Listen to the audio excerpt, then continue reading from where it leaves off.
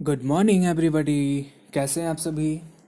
SST में chapter second हमने start किया है आपका लैटिट्यूड एंड लॉन्गिट्यूड, जिसमें फर्स्ट वीडियो में हमने आपको बताया था एक कंट्री है इजिप्ट। वहाँ के एक ट्रैवलर थे। ट्रैवलर किसको बोलते हैं ना, जो एक जगह से दूसरे जगह, एक कंट्री से दूसरे कंट्री घूमते रहते हैं। तो ये जो इजिप्ट के ट्रैवलर थे उनका नाम था इरेटोस्थेंस। ये देखिए इनका नाम लिखा हुआ है यहाँ पे, इरेटोस्थेंस इनका नाम था। तो ये जो इरेटोस्थेंस है, इन्होंने क्या किया, हमारी जो अर्थ है ना, अर्थ का सरकमटेंस फाइंड किया। सर्कल देखते हैं ना, सर्कल ऐसे गोल होता है बिल्कुल भी, तो सर्कल में सर्कल ऐसे गोल होता है बिल्कुल। तो जब इस सपोज करिए आप इस पॉइंट से चलते हैं, तो यहाँ से चलते चलते चलते चलते चलते चलते पुनः अगर आप ऐसे राउंड लेके इसी पोजीशन पे पहुंच जाते हैं, तो टोटल जो डिस्टेंस होता है इसको बोलते हैं हम सरकमस्टेंस। वैसे ही इन्होंने इरेटोस्थेंस ने कुछ मैथमेटिकल्स फॉर्मूले लगा के ये पता किया कि अर्थ का सरकमटेंसेस है कितना, ये पता लगा लिया उन्होंने। जब उन्होंने ये पता लगा लिया तो उन्होंने ये कहा कि अच्छा, अगर एक प्लेस से दूसरे प्लेस पे जाना है तो कुछ हम ऐसी हॉरिजॉन्टल, ध्यान से सुनेंगे आप लोग, उन्होंने कहा कि हॉरिजॉन्टल एंड कुछ वर्टिकल्स लाइंस को अगर इस अर्थ के सरफेस पे एज्यूम कर लिया जाए, ड्रॉ कर दिया जाए, तो इसका एक मॉडल आ गया था तब तक, ग्लोब।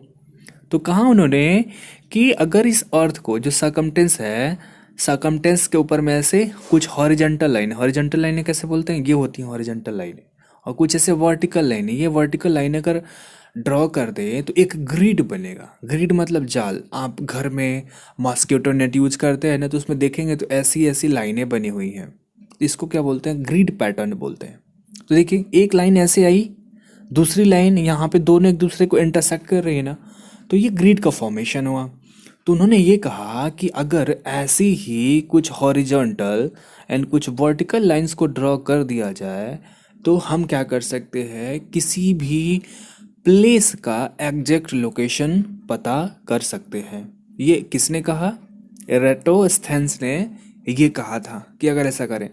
तो बाद में चल के इन्हीं लाइनों का नाम दिया गया जिसको बोलते हैं लॉन्गिट्यूड। लॉन्गिट्यूड यानी जो ये वर्टिकल लाइनें हैं, वर्टिकल लाइनें थी, और जो हॉरिजॉन्टल लाइनें थी इनका नाम दे दिया गया लैटिट्यूड। क्लियर।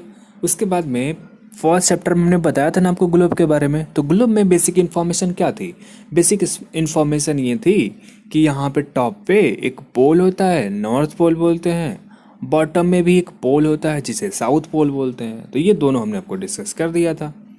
आज जो है इन्हीं इमेजिनरी लाइनों के बारे में हम आपको बताएंगे अच्छे से।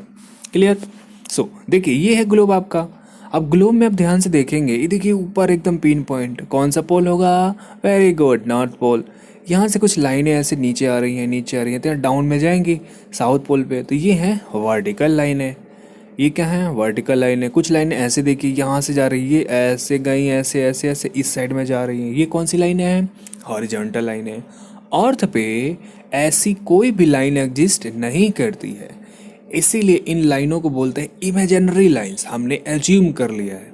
जैसे नहीं सुनते हैं घर में मम्मी लोग बोलती है कि बेटा ख्याली पुलाव खाओगे क्या, ख्याली पुलाव यानी पुलाव बनी नहीं है खाने के लिए, आप दिमाग में सोच रहे हैं काश मेरे हाथ में एक प्लेट ख्याली पुलाव होता।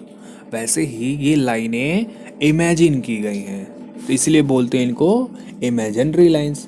सो imaginary lines are a number of horizontal and vertical lines.